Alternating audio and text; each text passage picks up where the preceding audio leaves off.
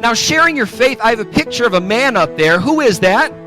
Billy Graham. We all know that's Billy Graham, right? And when we think of someone sharing their faith, he's the natural person that many of us would think about.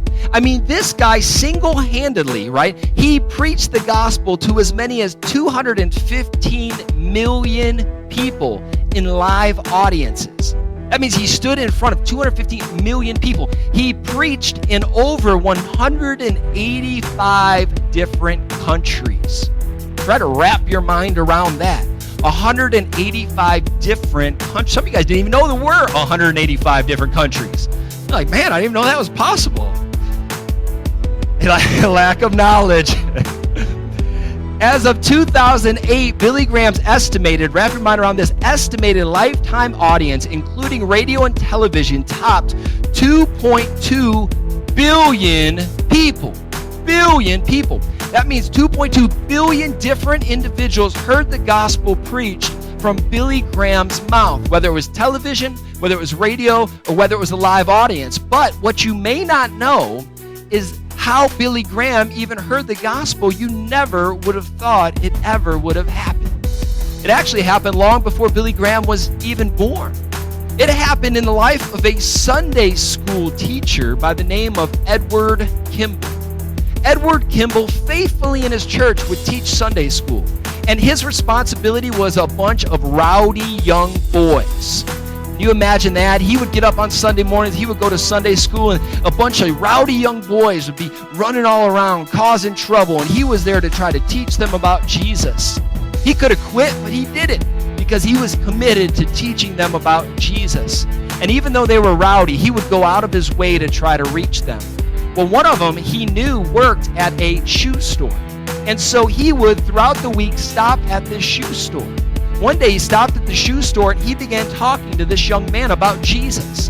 And he asked him, he said, "Where are you in your relationship with Jesus?" The young boy was far away from Christ. And so he says, "This is your moment." This guy, Edward Kimball, in a shoe store, led someone to Jesus. That someone was none other than Dwight L. Moody. Now, you may not know Moody, but you've heard of him. I mean, there's a Moody College, there's Moody Broadcasting. I mean, Dwight L. Moody preached Jesus all over. He touched 2 continents for God, with untold thousands coming to know Jesus because of them. But the story doesn't end there. Dwight Moody was preaching one day, and there was someone that was sitting in the audience that heard his message. This person's name was John Wilbur Chapman. Chapman was touched by the gospel, began to follow Jesus, became an evangelist, and preached for thousands of people. One day, when he was preaching, there was a professional baseball player that was in his audience. A professional baseball player that was far away from God. This professional baseball player heard the gospel for the first time from John Wilbur Chapman. He responded. He began following Jesus. He quit professional baseball to follow after God. This man's name was none other than Billy Sunday. Billy Sunday quit professional baseball, followed Jesus, traveled all over, preaching evangelistic crusades. When he was preaching one day, there was a man who was sitting in the audience. He's a man that maybe none of you have ever heard of. His name was Mordecai Ham. Mordecai Ham's life was touched with the gospel of Jesus Christ. He followed after Christ. He began traveling around and preaching. And Mordecai, he was kind of an interesting fellow. He would come into town and he would rent out a hearse. And then he would put advertisements for his evangelistic crusade on the hearse, and they would just drive the hearse around town. He was in a city in North Carolina with a hearse that was traveling around. And a young man at that time was by the name Billy Frank. Billy Frank said, "There's no way I'm ever going to go listen to this Mordecai Ham," until the night where he heard his friends were going to go there to disrupt the church service, to disrupt the meeting. And he said, "I got to see what they're going to do." So he showed up that day. Sitting, he heard Mordecai Ham. His heart was touched. He came back the next day, committed his life to Christ. This man, you know today as Billy Graham.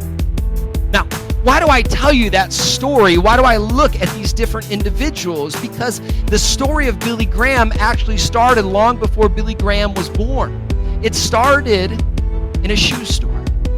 It started when the gospel was preached by a Sunday school teacher to a young boy. And as we follow the message of Christ through the generations, we see it reaching Billy Graham.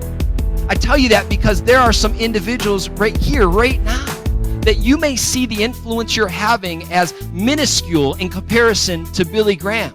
But I'm going to let you know that sitting in your life right now, that there may be a Billy Graham that you're pouring into. There may be a Dwight L. Moody that you're praying for. And see, you got to begin to see the impact that you're having is not just this moment, but for generations. God is going to use your life for generations. You're never going to be able to see this side of heaven, what God can do from your life if you simply be obedient and follow Him. And my question I really want you to think about as we get started is simply this: who is waiting for you? Who is waiting for you in your life to open up and share the good news of Jesus Christ? Who is waiting for you to pray for them? Who is waiting for you to be open and honest about your faith? I believe in all of our lives, there's somebody waiting.